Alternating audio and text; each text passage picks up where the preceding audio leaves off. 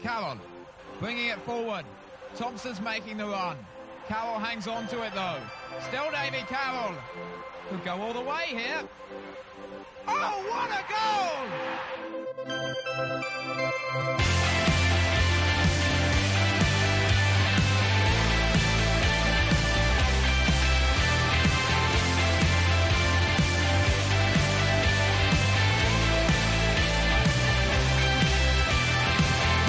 Hello, I'm Phil Catchpole and welcome to Ringing the Blues, the podcast all about Wycombe Wanderers. On this week's show, we relive the action from Wycombe's spirited display at Carrow Road against Norwich City. We also look ahead to the game against Watford at Adams Park with our stats man Tom Hancock. Plus, we find out a bit more about the B team with new coach Sam Grace. But first, let's head to Mexico City for the results.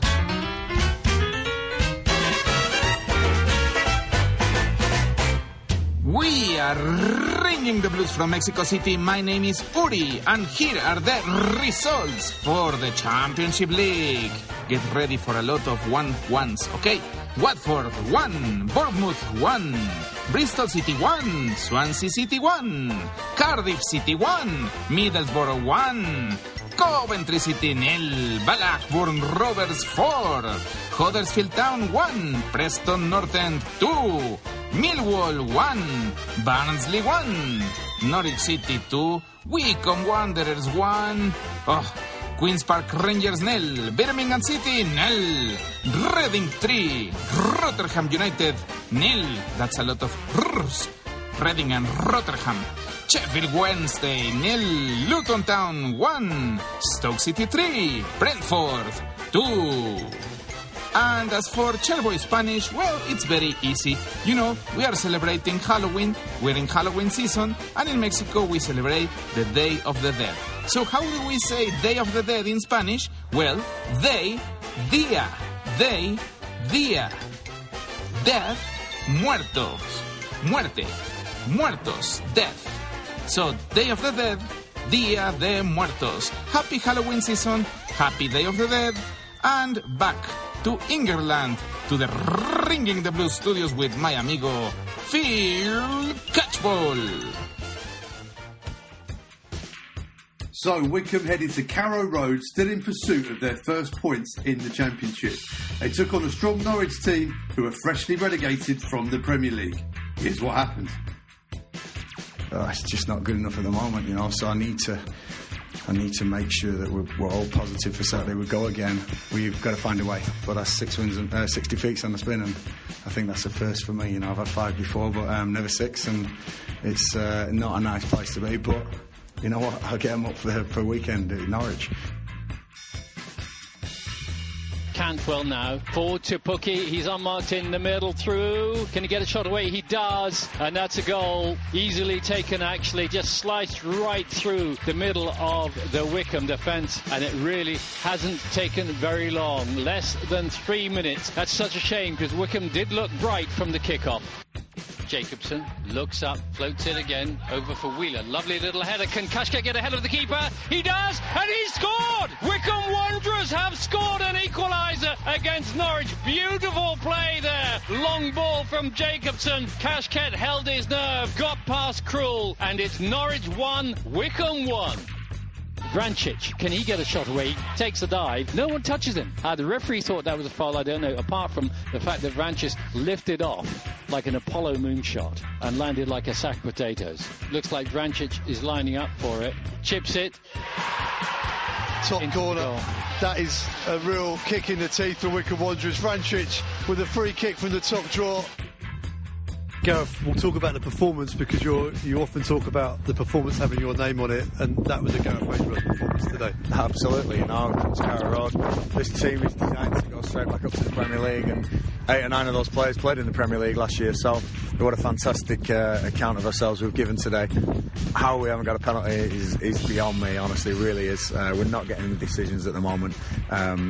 Little Wycombe doesn't seem to be getting as much credence as a lot of teams in this league, and I don't want to say too much, but hopefully these decisions will turn and get the right way soon, because the lads deserve something today. They're absolutely fantastic. We keep playing like that, there's going to be absolutely no worries at all that we'll be staying in the Championship. The winning goal, injury time from a free kick. Have you seen the incident that led to the decision to give that free kick? Yeah, it's probably a free kick. Yeah, I'm not going to shy away from that. But if that's a free kick, then it's definitely a penalty at the other end. So he's got to be consistent. He's not going that way at the moment. But I'm not going to talk about referee decisions. Talk about the throwing the body in front of the shots and the way we've just non-stop running and non-stop closing down against a team that I tell you will rip teams apart in this division, because they are a great footballing side. Daniel Farker's a good manager. He's got them playing a really good way, and you've got players in there that in the tens of millions of pounds, and so I'm really proud of my boys, who probably all of them were told they were never good enough at one stage, and they're coming here playing in the Championship, mixing it and almost pulling off a shot today, which would be great. 2-3 minutes into this game, you look livid in your technical area. You'd obviously been working hard in the week, and you're a goal down and fearing the worst, but the lads showed great character to get a footing in the game. Yeah, we worked really hard in the week on a certain way to play, and we did the opposite in the first 5 minutes, and I don't know why. That was a bit of shell shock, a bit of Carrow Road, and a bit of respect for Norwich. But as soon as that goal went in, it was actually a positive, because we reacted to that and got right back in the game. Great and had down from David Wheeler, and another goal from Scotty Cashgate, the first away goal, which is again another positive. And let's go to Watford and let's be at home against Watford on Tuesday and see what we can do, because they're another fantastic footballing side. They're going to be up there at the end of the season. I won't be surprised if there's a shock there. I know you don't like to single players out, but there were some real standout performances today for Wycombe Wanderers. Young Josh Knight in defence, Anthony Stewart as well, Wembley-esque at times, apart from the goal obviously in the first couple of minutes, but a marvellous performance, and David Wheeler as well, both ends of the pitch, instrumental.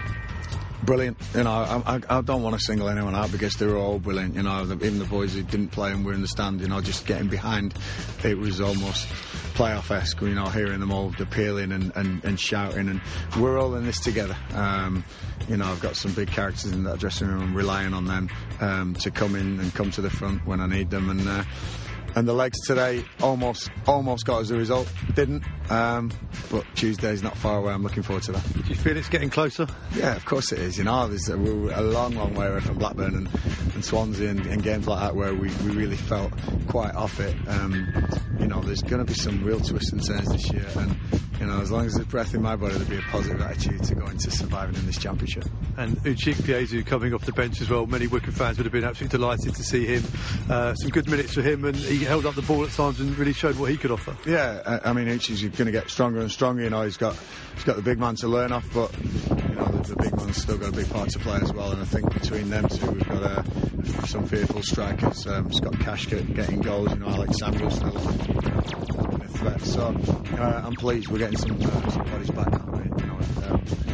I think Tafazoli and Gabe McCarthy all very close as well. So having a full squad will be a difference. But today, well done Norwich. They got the points.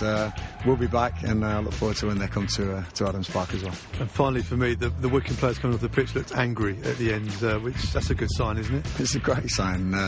They know that they were.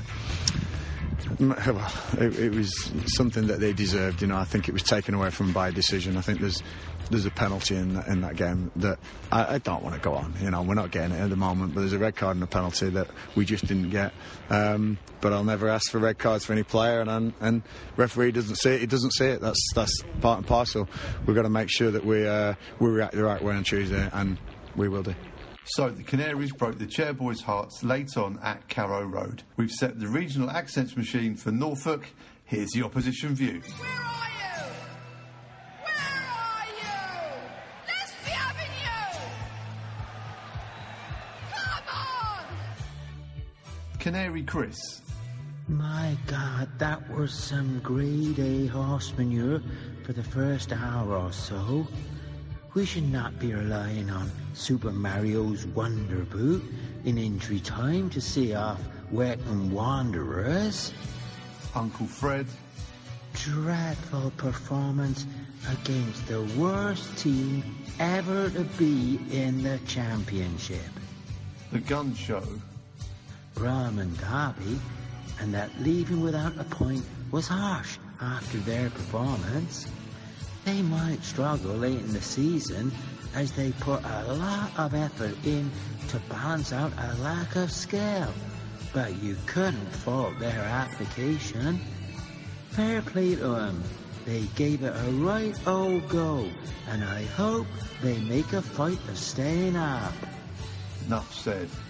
Wycombe are a bunch of whinging cheats, and I'll be delighted to see them go down. Branston Pickle. For a really physical side that prides itself on that fact, Wycombe's dreadful play acting to win free kicks at every challenge was utterly astonishing. They got away with plenty, and at 1-1 they had what they came for. The number of injuries was ridiculous, but it's up to the ref to control such things, and credit to Wycombe for not parking the bus. In their way, they gave it a bit of a go. Wazzock. That was like watching the dog and duck on a Sunday morning, complete with a Sunday morning ref. The amount of time they wasted was obscene. Their keeper hanging onto the ball, the time they took to take a free kick or throw in, and not once did I see the ref telling them to get on with it. There could have been 4 or 5 yellows for time wasting. Din. I would love to have some sympathy for Wycombe, who didn't just park the bus and try and nick something like Derby and Birmingham did, but the way they threw themselves to the floor, rolling around, blatantly wasting time, was embarrassing. If they're gonna come up to this league and do that, then they deserve to go straight back down again. GLG Mid-Norfolk Canary. With no crowd present, the Wycombe bench, and even their director's box, were being allowed to referee the game today.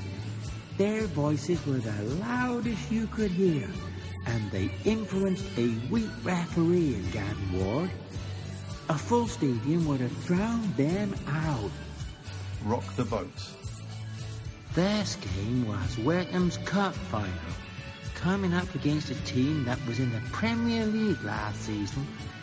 It was obvious they were going to play out of their skins and try and get a result. Scoring a first half goal just gave them the impetus to keep going and not collapse, which they might well have done otherwise.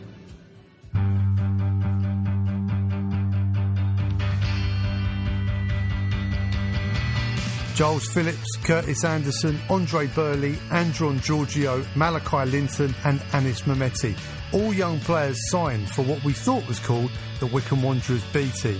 However, both Pete and Rob Kuhig have contacted me and said, it's not really a B team, these players are part of the squad. Well, to find out more about the whole operation and also what should we call it, I caught up with the coach, Sam Grace. Yeah, I think that's a great point. I think the reason we probably called it a B team is so that sort of the greater footballing world know that what we're setting up.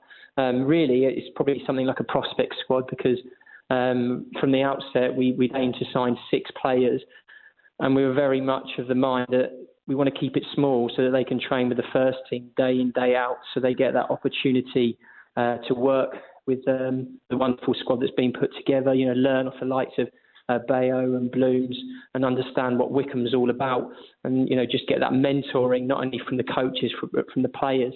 Being seen day in, day out by Gaz and Dobbo means that they're ready to make that step a bit quicker rather than possibly just training with their peers and perhaps not getting that challenge that they require. I think a lot of fans are quite excited by the fact that one of these prospects is already in the first team squad and getting minutes in Anis Mehmeti. Has it surprised you how quick that Gareth has called upon these one of these young players? I think if you just said at the outset, yeah, absolutely. We wouldn't have expected someone to be in the team by now. But Alice, from the start, to be fair, is when he turned up, his fitness was absolutely superb. He was already able to cover the distances required to be at a championship level. And then he's got that self-belief, which has obviously stood him in good stead. He's come in here believing, he's challenging to be in the first team, not just happy to be in the building. He's done fantastically well, and lots still to go. And we look at working on his strengths and the other areas of his game that he needs to develop each day. But yeah, it's been a really good start from him. Sam, talk to me about what you were looking for in these players. We've spoken to Dobbo in the past, and the psychological profile of first teamers and anyone involved in Wycombe Wanderers seems to be scrutinised. I'm guessing that's the case for these youngsters as well. Yeah, I mean, it was quite a big process during the summer. Each week we had 15 new players coming in a week, and we trained for 3 days, have a game on the last day on the Friday like we did against Chesham, which I think some people got to. And then if they did well, those players would carry forward to the next week. If they did really well, and then they go and train with the first team at that moment. A bit of problems with COVID, we had to separate them, so that was a little bit hard. But yeah, ultimately we were looking at, you've got to fit into this wonderful culture of selflessness, giving to the team. That had to come first in terms of your character. But then also you have to have your technical strengths, something that's already of a championship level. So for instance, whether it's Andron's delivery on his left foot, Malachi's ball striking, Andre's got great organisation skills from the back, and then as some people have seen now, Alice's vision for passing. There had to be something we're going, wow, we love that, and we think we can work on the other areas. For players a bit like Andre went from Reading and Anis from Norwich, bigger clubs, with all due respect to Wycombe, and probably did things a bit differently, different makeup, and looking around the first team as there'd been a whole lot more money and stuff involved. Is that tough for players to think, oh, have I failed at that level? Am I dropping down? Is that something that's tough for them to deal with? I think it depends on the individual. I think in a lot of cases, the reason some of these boys are with us is purely because of opportunity. If you have let's take Norwich's case, you've got a very strong midfield in terms of Campwell, Buendia, and you've got Ollie Skip on loan from Norwich. If you can't see a pathway, then it's probably the right thing they're doing, letting those boys go and find somewhere else to play. Obviously, different players take that rejection, some to heart, some use it to come again. So Malachi is a good example of that. At 16, didn't work at Ipswich, then went to Crewe, it didn't work. And then he went to Lowestoft and, said, this is what I want to do. Scored 20 goals before March and lockdown, and he's got himself another opportunity. So, yeah, I think it's really how the individual look at it. I think a great example here is possibly Dominic Gape. At Southampton, he looked at his pathway, wasn't sure he could get in, and he was like, I want to play first team football. I think the right kind of characters for Wycombe are happy to make that step. And the Malachi story is really interesting because fans will always do the same thing. They'll go on Soccer Base or Wikipedia and they'll think, Lowestoft, why are we signing players from that level? Whereas other fans will think that's exactly what a club like Wycombe Wanderers should be doing, and finding these rough diamonds from, let's be honest, non-league, which is where Wycombe's lion's share of its history is. It's a huge step, isn't it? 20 goals is fantastic, but it's a big step in level. Yeah, it is, and everybody's going to need different things. So some players, I think, especially for goal scorers like Malachi, will probably look to get him some loan time as well. So although we've got the B team fixtures, we want him to get that opportunity to go out, play regularly, score goals, but also have the benefits of training with us day in, day out. So everybody's going to need something different, but you only have to look at the likes of Jamie Vardy, who've come through recently. There's plenty of talent there at non-league, and for whatever reason, sometimes things click later, be it physically, psychologically, game understanding. No one path is the best way. Right, Sam, let's find out a bit more about you. This is your second spell with Wycombe Wanderers. You were here with us back in 2007, 2008? Yeah, that's right.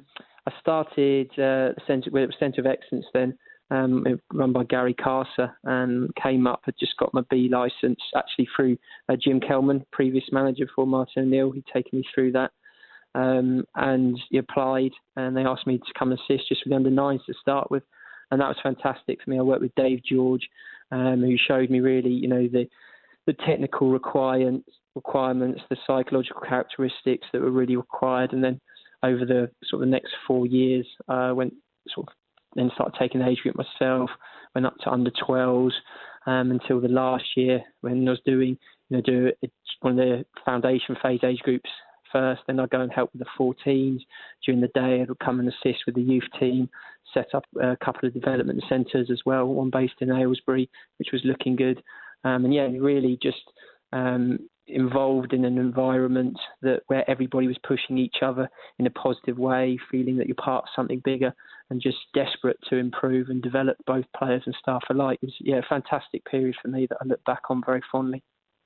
And Wycombe had such great track record bringing young talented players through the academy, and for whatever reason, well, down to money really, it was closed. And I was just watching the game at Reading the other night and Josh Laurent playing, and I thought, he was in our academy, and I saw he had a big hug with Anthony Stewart, and I think there was Danny Loader, another Reading player that came through as well. Have Wycombe lost a lot of ground over these last few years, do you think, Sam? Yeah, I think there's a lot of players that we had high hopes for. Probably the players that stayed here, the likes of Courtney, Josh Scow and Matt Ingram, probably kept the club alive in terms of being able to help on the pitch, but also when they were sold on. And we felt that we had players of equally, if not better, talents further down that maybe for some haven't gone on like Danny, some haven't quite flourished in other settings. So yeah, I think we have, but I think now with the setup of this prospect group, I think we've got a chance to try and right that balance, and we'll have players coming through again. I'm quite positive of that. So in Wycombe, you left Wycombe in 2012, but then you went. Where did you go from there? Was it straight to Reading?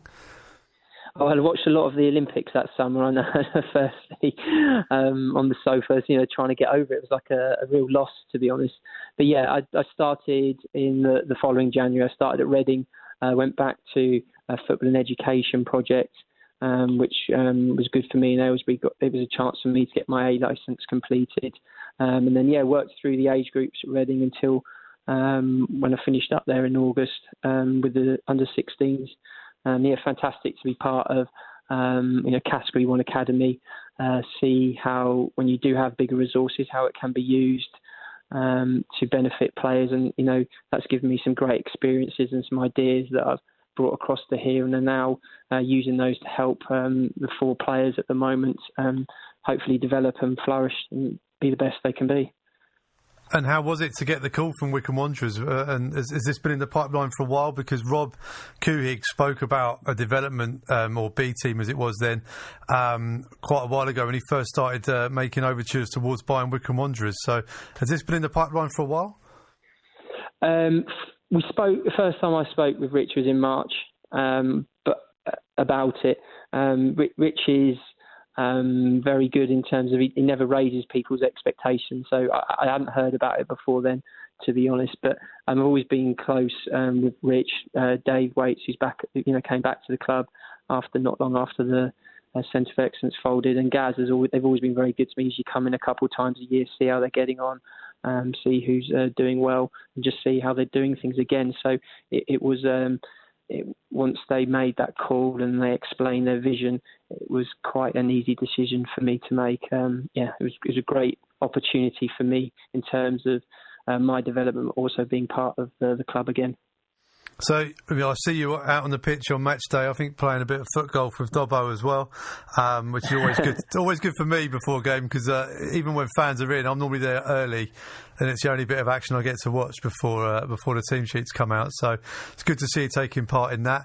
But these young players, obviously, they're training with the first team squad, but there will be B team or prospect squad games involving these young players and first teamers who aren't getting the minutes to keep their fitness up. How often will these games be taking place? And obviously at the moment fans can't come to matches, but at some point will fans be able to come and watch, do you think? Yeah, ultimately that's the aim. We are obviously stuck in these difficult times with COVID, but as soon as we can have fans in to give them a more authentic experience, then we'd absolutely love that. We did actually play 2 weeks ago in the international break. We played against Fulham down at their training ground in New Malden, and that was a brilliant experience because ultimately the team was full strength team without Mitrovic and the starting goalkeeper. So you had the midfield. They had Kearney, Lookman, Loftus-Cheek. So they are really good spectacles, and I'd say they're probably a step beyond the typical under-23 fixtures, which can often be first, second year pros, and you're playing against men's teams. So they really are a good challenge for our players, and it is a great blend of those first team and B team players, and it's closer to that first team fixture that you get at the weekend. So it's not only fantastic for these youngsters that you've signed, but also for the players around the squad who have been for a season or two, who aren't getting the minutes, desperate for their chance. And I think one of the things in the past they've struggled with is when the opportunities come, they've not been match sharp. Is that really going to help those guys too? Yeah, I think it will. It keeps them sharp. They're talking about the games. Yes, I'm going to get game time this week. They're really looking forward to it. I think probably the only person who is disappointed is Dave Waits, who was busy talking about scoring another goal again, possibly this season. You beat me to it. I was going to say, is Waitsy out there on the training ground trying to catch your eye? The goal that never was from last year. Yeah, he's very sad. It's still there according to Waitsy, but there's a lot of dissenting voices in the office at the moment saying that the game's null and void. It doesn't exist. Yeah, well, I checked the records and it's not there anymore. So I'm afraid Waits is he's going to have to score another one if he can catch your eye by the sound of it. Well, Sam, it's great to have you on Ringing the Blues, and I think fans of a certain age will be absolutely delighted to hear that your journey in coaching started with Jim Kelman, because I think Wycombe's sort of rise up the leagues from pre-Martin O'Neill, it was Jim Kelman who laid those foundations. So I think there's a lovely parallel in your own story and the club story, and I'm sure we'll be watching your progress very closely. Brilliant. Thanks, Phil. No, really good to speak to you. And yeah, Jim was a great influence, and the foundations he laid in me I continue to put into place. So no, thank you again for having me. So for the second game in a row, it's a relegated team from the Premier League taking on Wycombe Wanderers in the Championship. Yep, that's right, Watford are coming to Adams Park on Tuesday night. But who are the danger men? What's the formation and what can we expect? Well, to talk us through that is Tom Hancock of Chairboys Central. And Tom told me before the interview that Watford aren't that keen on possession like some of the other fancy teams are in this division. I'd say so, yeah. If you look at the passing numbers and the possession numbers so far, they're down the more direct end of the division, but relative to us, they are, you'd still call them a passing team, as you would with most sides, really. You've got Wycombe down the bottom, then Middlesbrough, and then it starts to get a bit more possession-based, for want of a better term.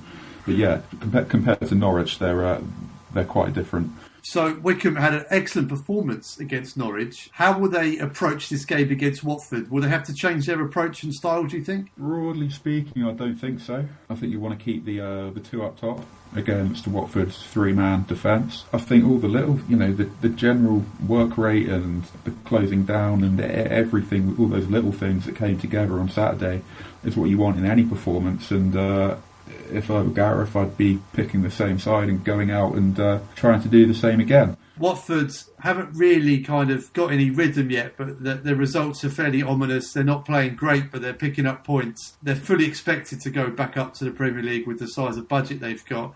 How will they attack this Wycombe team? Where should Wycombe be worried? So it is a very different setup to Norwich in that they play 3-5-2. So Vladimir Ivic, their new-ish manager, came with a reputation of setting up teams to be pretty much impossible to beat and putting emphasis on defending and keeping it very tight. So far, they've largely done that. They haven't had, they haven't been the meanest defence in the division. That was Reading, who we came up against in the week, of course. But they're towards that end, and with three at the back and three midfielders in front, you're going to keep those central areas quite tight, and it's designed to be hard to break down. And who are the danger men? I mean, obviously down from the Premier League, a few have left the club, but they've retained some of those Premier League players as well. Who are the ones that Wycombe fans should be watching out for on Tuesday? Ismail Assar's probably the main one. He's only just come into the side now that they know they're keeping hold of him. They sort of fended off interest from Crystal Palace and supposedly Liverpool over the summer. He is one you could feasibly call a Premier League player, but the asking price was so high that that's kind of worked in their favour, and they've managed to keep him. For now, at least, he's incredibly quick. Came in as a winger, but can play as a second striker, where he has been. He played on Saturday against Bournemouth, and I'd be pretty worried about him running up against our centre backs. You know, I think when you've got that kind of pure pace, he's probably the fastest player I've ever seen live. Combined with the skill he's got, you know, he's a quality player, and that's, you know, it's quite a scary prospect. Not that we'll fear anyone, but I think on Saturday we were done by a great ball through to Timu Pukki, who's not quick at all. You know, this is a striker with pace. If we're not tight again and someone slips the right past him, we're going to have no chance against him. With Watford, I mean, there was that one brief lapse right early on in the game against Norwich, but Wycombe were excellent after that. Is it simply a case now against teams like Watford, Wycombe just cannot afford to switch off once across the 90 minutes if they're to pick up a result? Pretty much. Because I think after the Pukki goal, there wasn't anything clean-cut for Norwich. You could say on a few occasions maybe had there been a better final ball, they might have created something and cut us open. But from what actually happened, they had a lot of shots, but we kept them down to low-quality chances. And yeah, in some cases players will bury those, but I think that's kind of the best we can do against sides like this, is keep it tight, take what we get at the other end. I think we got the right balance on Saturday, and I think in terms of approach in general, it's got to be the same again. Not parking the bus, but probably more emphasis on defending, but hopefully we can nick something early. The one thing you don't want to do is concede the first goal, because they will try to sit on a narrow lead. They managed it against Derby and Luton and nearly against Bournemouth, but at the same time that could mean they now realise that they need to push on it a bit more. And against us, they should fancy scoring a few, as I think all teams will, but that doesn't mean they will. And yeah, I think broadly speaking though, same kind of approach. 3-5-2 for Watford then. I'm guessing the wing backs will be the danger players for Watford in terms of the width and creativity. Yeah, they're going to, that's obviously where the width comes from in that kind of system. You've got Jeremy Ngakia, who they brought in from West Ham in the summer, and on the left you've got Ken Sema, who is more of a winger than a wing back. But yeah, not a kind of system that we've historically done well against, as we saw against Swansea and as we saw on numerous occasions last season. So I suppose it's where can we, we're going to have greater width than we had on Saturday. I think we did a reasonable job of that against Millwall. Whether it's a case of maybe moving a few, I might have said actually stick to the same side, but I'm not too sure actually if potentially you go for something slightly different. Could we even pack the midfield and play a 4-5-1? Possibly, but I think you then leave whoever's up top quite isolated. But yeah, this is against Norwich, it was really a case of keeping it tight centrally. Right, that's your lot for this week. Many thanks to Tom Hancock and Sam Grace. And remember, you can listen to Watford taking on Wycombe Wanderers at Adams Park live on BBC Three Counties Radio on 98 FM. That'll be with me, Jeff Doyle and Derek Payne. Those first championship points are just round the corner on the New Blues.